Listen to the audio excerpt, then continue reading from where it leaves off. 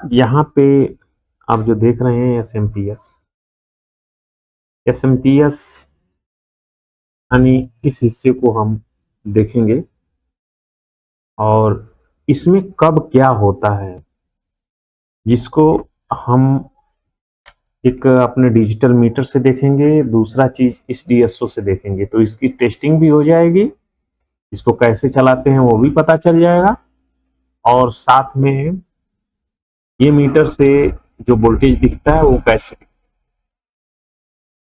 सबसे पहले इसके बारे में समझेंगे, कब वोल्टेज बनेगा और कब नहीं बनेगा, कब क्या होगा। तो इसको सबसे पहले हम ड्राइंग करेंगे, जो बोलते हैं कि एमआई फिल्टर, ठीक है, या एसी फिल्टर। हम डायरेक्ट डीसी यहाँ से, यानी हमारा जो यहाँ पे बनने वाला है कैपेसिटर से, तो हम कैपेसिटर से शुरू करेंगे और आगे को जो जितना भी आगे का पार्ट है उसके बारे में समझेंगे, या कब क्या होता है वो समझेंगे। तो यहाँ पे हमने कैपेसिटर बना दिया और यहीं से हम शुरुआत भी करते हैं, क्योंकि आगे का ऐसा चीज नहीं है कुछ, ठीक है, कि जहाँ पे कुछ समझने का ज्यादा कुछ ऐसा हो।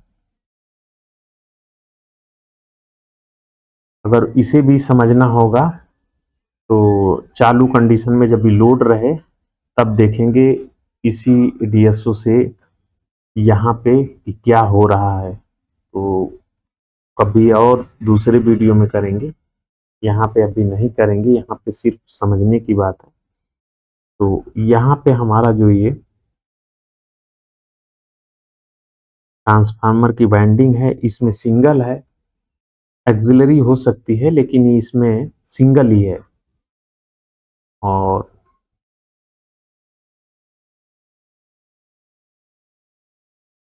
इसको हम पूरा डायग्राम कंप्लीट कर लेते हैं।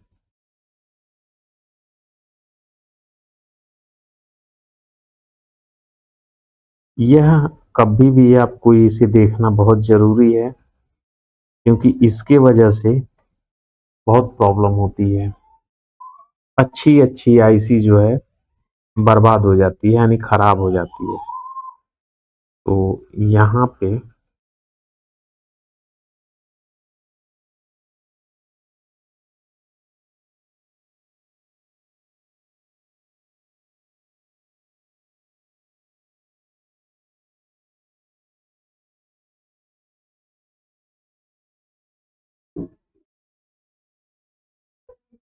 हमने इसे ग्राउंड कर दिया और 3 नंबर और 2 नंबर भी ये ग्राउंड से है, तो इसे भी ग्राउंड ही कर देते हैं।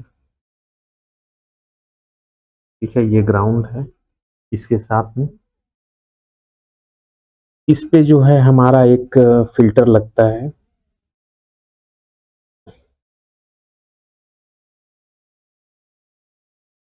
ये जो कैपेसिटर लगता है ये 0.1 माइक्रोफैरेड 50 वोल्ट के आसपास से रहता है। और इसके बाद ये हमारी फीडबैक की पिन होती है,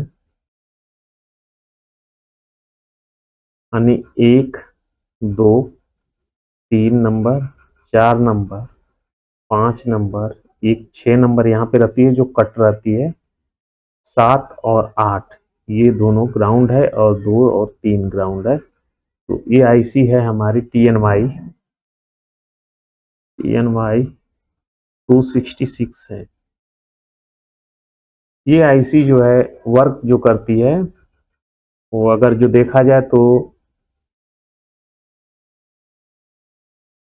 यानी 5 किलो हर्ट्ज से लेकर के 5 के से लेकर के ये 1000 किलो हर्ट्ज तक ये स्विचिंग करती है। इसका मकसद क्या है, कब कब कितना करती है उसे भी यहाँ पे समझेंगे। और सबसे पहले हम डायग्राम को पूरा कर लेते हैं। तो थोड़ा डायग्राम गलत बनेगा, गलत बोलेगा तो साफ सुथरा नहीं बनता है मेरे से। ये रहेगा, ये इधर का ग्राउंड हो गया। और ये जो है यहाँ पे हम कैपलर लगा लेते हैं।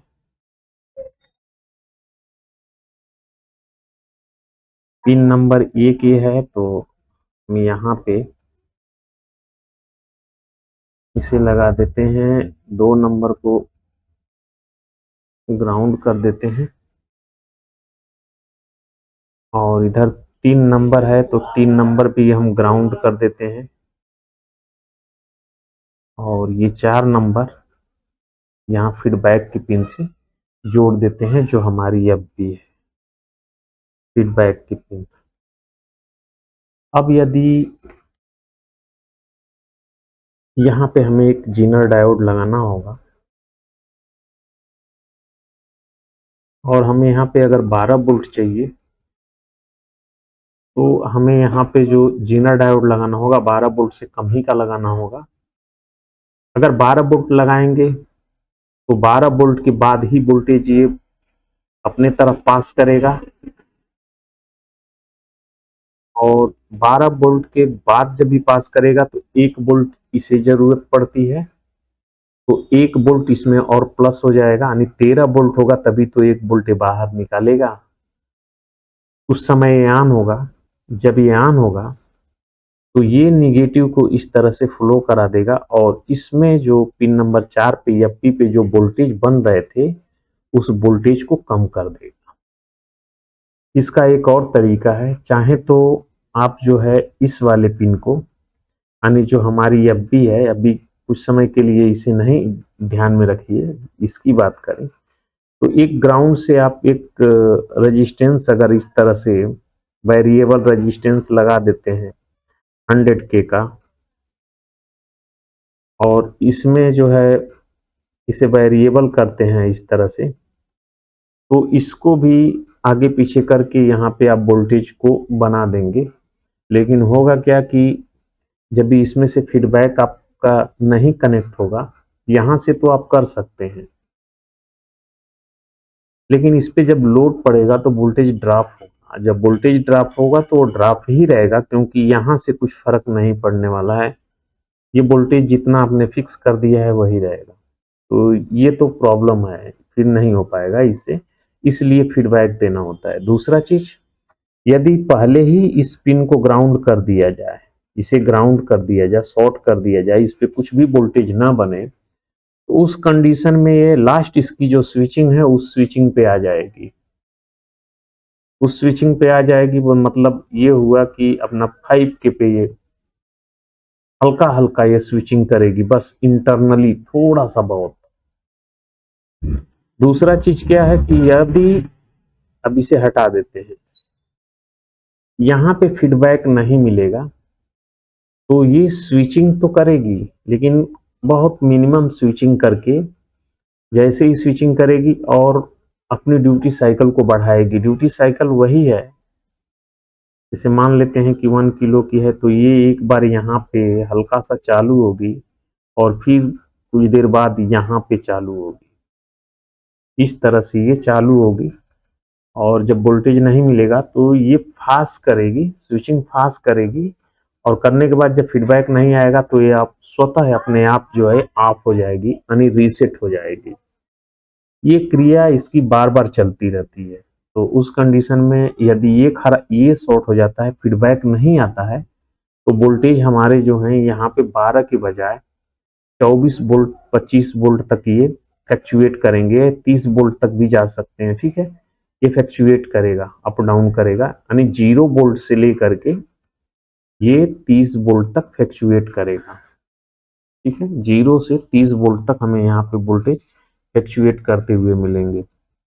और यदि ये शॉर्ट कर देंगे तो इधर वोल्टेज ही नहीं मिलेगा, क्योंकि ये स्विचिंग ही भरपूर नहीं हो पाएगी। यहाँ इसका पहले ही यहाँ से 0 मिल गया है, ये यानी इस पे अगर जो खुला रहेगा, ये वाला अगर पॉइंट मान लेते हैं कि ऐसे कट हो जाता है, तो ये सेम वही कंडीशन शो करेगी जो यहाँ पे शॉर्ट होने के बाद भी करेगी, फीडबैक नहीं आएगा तो, क्योंकि इसको फीडबैक मिला नहीं है, ग्राउंड से टच हो नहीं रहा है, इसमें रेजिस्टेंस बन नहीं रही है, इसका वोल्टेज ड्रॉप हो नहीं रहा है, तो ये भागती जाएगी। तो इसके लिए हम अपना देखते हैं।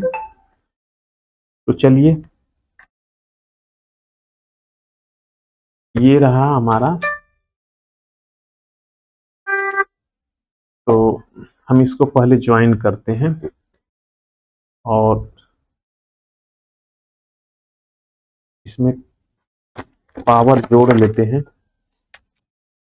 ये डीसी सप्लाई वही वाला है जिसका ट्रांसफार्मर हम बनाए थे पिछली वीडियो में, और यह प्रैक्टिकल इस तरह से करते समय बस इतना आप याद रखिए कि कभी भी चालू पीसीबी जो आपकी काम की पीसीबी हो उसमें ऐसा ना करें, क्योंकि थोड़ा सा भी मिस्टेक होगा तो प्रॉब्लम खड़ी हो सकती है ज़्यादातर, क्योंकि ये सभी एसएमपीएस में ऐसे नहीं होता है, तो आप नहीं समझ पाएंगे तो प्रॉब्लम हो जाएगी।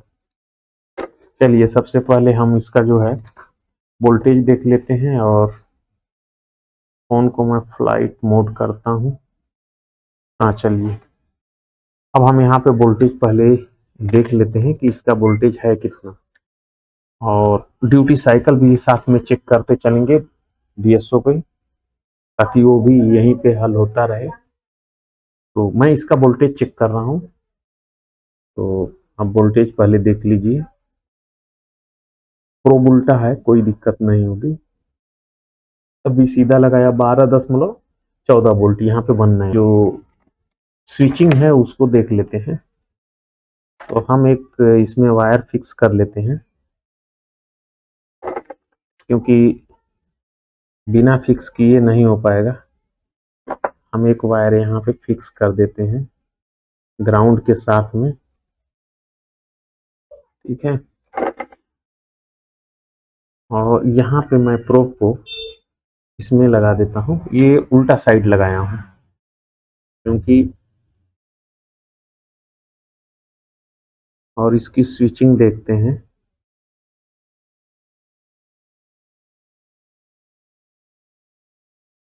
और स्विचिंग के साथ साथ इसको एक बार ऑटो कर लेते हैं।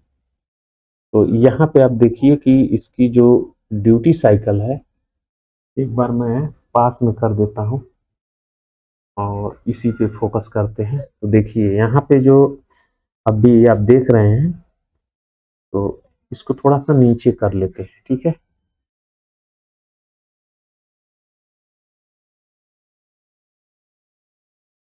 सादे वाले भाग में कर देंगे तो हमें दिखाई देगा।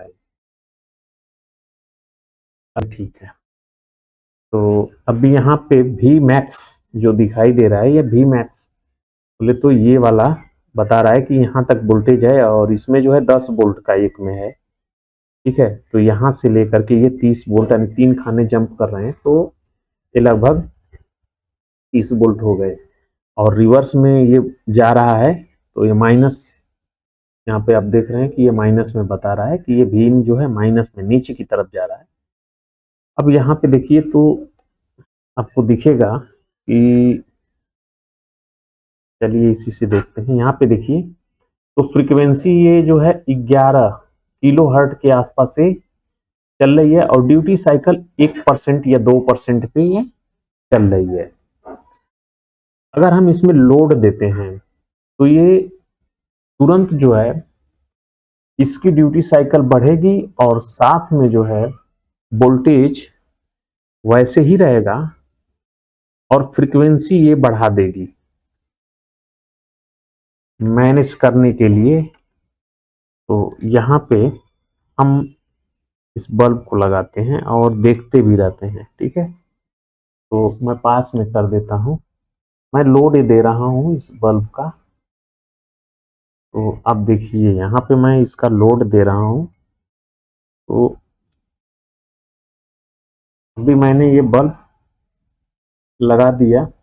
अब ड्यूटी साइकिल जो इसकी है वो देख रहे हैं कि 25 के करीब चली गई है, ठीक है। 22 से 25 की ड्यूटी साइकिल है परसेंट, और इसकी जो फ्रीक्वेंसी है अभी चेंज होकर के 65 किलो हर्ट्ज पे ये काम कर रही है। और जैसे ही हम हटा दे रहे हैं तो ये वापस वैसे ही आ गई, क्योंकि कोई खपत नहीं है। और ये जो अभी स्टार्ट है सिर्फ वोल्टेज को बनाए रखने के लिए ये कर रही है, यानी ये आईसी अपने तरफ से जैसे ही लोड पड़ रहा है तो ये जब वोल्टेज इसका कम हो रहा है यहाँ पे, तो ये ऑफ होगा केपलर। तो ये अपना जो है चेंजेस कर रही है, बदलाव कर रही है। अब क्या होगा अगर जो शॉर्ट कर देते हैं, फीडबैक नहीं मिलेगा तो क्या होगा, तो एक बार वो भी करके देख लेते हैं। अब इसका कंडीशन यही बनेगा, एक बार पावर को बंद करते हैं। हम इसका जो है ये दोनों कैपलर का पॉइंट को शॉर्ट कर देते हैं। अभी हम फीडबैक इसको नहीं देंगे, फीडबैक को ही हम समाप्त कर रहे हैं। तो ये रहा, फीडबैक को हमने शॉर्ट कर दिया। ठीक है, ये रहा, शॉर्ट कर दिया फीडबैक को, यानी फीडबैक का 1 नंबर और 2 नंबर हमने यहाँ से शॉर्ट कर दिया। जब शॉर्ट कर देंगे तो ये कैपलर एक्टिव ही नहीं होगा, यहाँ पे वोल्टेज जो है वैसे ही पड़ा रहेगा। इसकी वजह से ये बार बार रीसेट मोड पे जाएगी। तो अब फिर देख लेते हैं कि अब क्या हो रहा है, यहाँ पे देखते हैं। तो चलिए एक बार हम वोल्टेज को ऑन करते हैं। ऐसा तब भी करिएगा जब आपके पास सर्किट ऐसे ही पड़ी हो।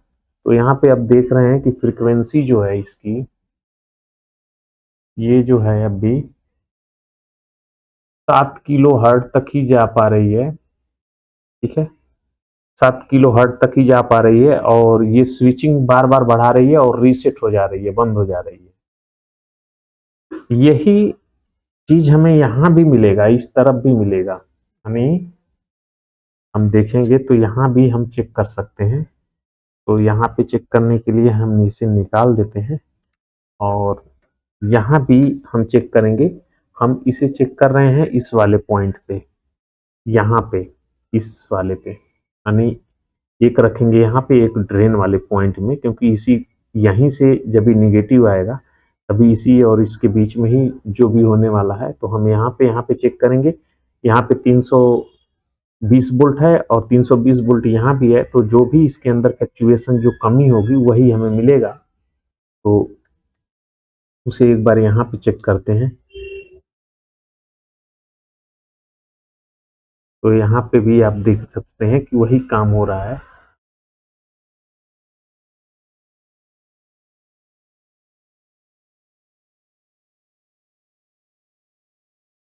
एक बार हमें रीसेट करना पड़ेगा इसे ऑटो में। तो यहाँ पे हमें निगेटिव नीचे साइड से आएगी, प्लस ऊपर है हमारा। एक बार इसका हम मुंडी निकाल देते हैं। तो यहाँ पे आप देखिए, ये देखिए, ये स्विचिंग बार बार करने की कोशिश कर रही है, लेकिन देखिए, ठीक है। अब हम वोल्टेज अगर चेक करते हैं, यही चीज मीटर से चेक करेंगे, तो इसमें बहुत कम हमें वोल्टेज मिलेगा, यानी ना के बराबर दिखेगा। और उस कंडीशन में हम यही कहेंगे कि हमारा जो है आईसी नहीं काम कर रही है। तो यहाँ पे चेक करेंगे तो यहाँ पे देखिए कुछ वोल्टेज है, ना के बराबर है ही नहीं वोल्टेज। कभी कभार हमें जो हल्का सा एक बार आ रहा है, लेकिन यहाँ पे हमें जो वोल्टेज अभी मिलेगा वो पूरा फ्लक्चुएशन में मिलेगा।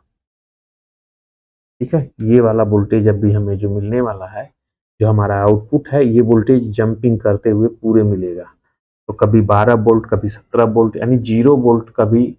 तो ये बार बार ये स्विचिंग करेगी, और ये वोल्टेज 0 से लेकर 34 वोल्ट तक, 0 से लेकर 34 वोल्ट तक ये कोशिश करेगी। ये तो फीडबैक का रहा। अब ये वाला देख लेते हैं यहाँ पे वोल्टेज कितना है। तो यहाँ पे देखिए, यहाँ पे जो वोल्टेज है 1.46। ठीक है, तो ये ये वोल्टेज इतना नहीं रहता है। जब भी ये आईसी स्टेबल हो जाएगी तो ये वोल्टेज में कुछ कटौती हो जाए, कमी हो जाए, तो ये तुरंत ऑन हो जाएगी, यानी उतने पे ही ऑन हो जाएगी। तो वोल्टेज बढ़ा करके भी हम ले सकते हैं चाहे तो। इसको जो है 17, 18, 15 जो भी चाहे हम वोल्टेज ले सकते हैं इसमें बदलाव करके। इसका जो फीडबैक है, इसको अगर हम 15 वोल्ट का लगा देते हैं तो हमें यहाँ पे 16 वोल्ट मिलेगा। 1 वोल्ट इसमें ड्रॉप मतलब इसके लिए, और बाकी इसमें ड्रॉप हो जाएगा, तो 16 वोल्ट हमें यहीं पे मिल जाएंगे। चलिए इसको जो है अब हम फीडबैक को शॉर्ट किया था, अभी हम दूसरे तरफ शॉर्ट करते हैं। तो इसे शॉर्ट करने से अच्छा है कि हम इस दोनों पिन को ही शॉर्ट कर देते हैं। पॉइंट और ये दोनों को हम शॉर्ट कर रहे हैं, 4 और 3 को शॉर्ट कर दे रहे हैं। तो 4, 3 को शॉर्ट करेंगे तो हमारा ये फीडबैक की है। अब इसमें ये होगा कि इधर से कुछ भी अब आए ना आए उससे तो कोई मतलब नहीं है, ये डायरेक्ट ग्राउंड हो गया। अभी यहाँ पे ग्राउंड हो गया। ये वोल्टेज जो अभी थे पहले यहाँ पे 1.46 कुछ वोल्टेज थे, वो हो गए अभी 0। तो अब स्विचिंग जो है ये सिर्फ नॉर्मली जो स्विचिंग होगी बहुत मामूली सी अभी वैसे करेगी। यहाँ पे यदि हम ये शॉर्ट कर देते हैं, इसे ग्राउंड कर देते हैं, ठीक है, इसे ग्राउंड कर देते हैं, तो हमने ये वाले पिन को शॉर्ट कर दिया, यानी 3 और 4 को आपस में शॉर्ट कर दिया, यानी कैपलर के इस तरफ शॉर्ट हो गया। तो अब क्या होगा कि यहाँ से वोल्टेज बनने से पहले ही ये, यानी जो वोल्टेज यहाँ पे थे बिल्कुल बंद हो गए। तो इसके अंदर अंदर जो थ्रेशोल्ड वोल्टेज होगा अब उसी पे काम करना होगा, क्योंकि यहाँ तो 0 हो गया। तो इंटरनली में जो वोल्टेज बनने वाला होगा जो ड्रॉप करके, वही वोल्टेज उसको इंटरनली मिलेगा अभी। तो इस कंडीशन में क्या वोल्टेज बन रहे हैं तो उसे चेक करते हैं। तो यहाँ पे देखिए हमने इसे डीसी रेंज में रखा है और वोल्टेज चेक करेंगे यहाँ पे। तो 3 वोल्ट हमें यहाँ पे दिख रहा है कि 3 वोल्ट है। तो एक बार हम इसे शॉर्ट करके पूरा करंट को ड्रॉप करा दिया, क्योंकि कभी कभी कैपेसिटर भी चार्ज रहता है तो हम उसी को समझ लेते हैं कि वोल्टेज है, लेकिन यहाँ पे ऐसा नहीं है। यहाँ पे 3 वोल्ट के आसपास है, वो धीरे धीरे बढ़ ही रहा है। और उसके पीछे कारण है कि जब भी ये फ्रिक्वेंसी ऐसे जनरेट होती रहेगी तो वो धीरे धीरे बढ़ते रहेगा। और इसे चेक करने के लिए हम इसका इस्तेमाल कर लेते हैं। तो एक बार हम इसे ऑटो में कर लिए और देखते हैं, इसको सेट कर देते हैं, अपना लगा दिए और इस पे देखते हैं। हमने यहाँ पे 2 वोल्ट के रेंज में रखा है, तो यहाँ पे देखते हैं यही चीज क्या हो रहा है। तो आप देख सकते हैं कि इसमें ये हलचल हो रही है, यानी आईसी के अंदर स्विचिंग तो हो रही है। इधर भी मिलेगा, यहाँ भी तो हमें यही चीज मिलेगा। अगर यहाँ पे चेक करें तो हमें यही चीज यहाँ भी मिलेगा, लेकिन यहाँ पे हमें इसे कम करना होगा। तो हम वोल्टेज का इसका थोड़ा सा रेंज कम करते हैं, यानी बढ़ा देते हैं खाने में। ये जो पर डिवीजन है इसे हमने बढ़ा दिया। तो यहाँ पे अभी देखते हैं तो इस तरह से हमें मिल रहा है, यानी इसके अंदर स्विचिंग तो हो रही है। और यहाँ पे वोल्टेज अभी 0 ही है, क्योंकि हमने तो शॉर्ट कर दिया है इसे, फीडबैक वाली पॉइंट को, यानी इसे शॉर्ट कर दिया है। तो हमें यहाँ पे वोल्टेज तो कोई मिलने वाला नहीं है। तो इस तरह से ऐसे होता है। ये वाला शॉर्ट हो गया तो यहाँ पे वोल्टेज नहीं मिलेगा, ये तो अभी दिख रहा है। और उसके पीछे कारण है कि ओपन सर्किट है। अगर ये कहीं इस्तेमाल होता तो यहाँ पे हमें वोल्टेज भी नहीं मिलता। लेकिन ये है कि इसके अंदर स्विचिंग हो रही है, तो इसके जरिए हमें पता चल जाएगा। लेकिन इसके जरिए अगर हम स्विचिंग को पता करें कि स्विचिंग हो रही है कि नहीं, तो प्राइमरी और सेकेंडरी में हमें क्या पता चलेगा, आप देख सकते हैं। यहाँ पे देखिए, अगर हम इसे एसी रेंज में रखते हैं तो हम ट्रांसफार्मर के पॉइंट पे चेक करेंगे, 0 0 कुछ नहीं आया।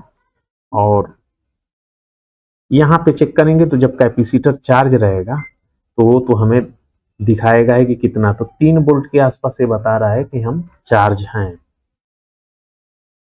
ठीक है, यहाँ पे 3 वोल्ट के आसपास ये धीरे धीरे फिर से चार्ज होगा और अपने जगह पे आके स्टेबल हो जाएगा।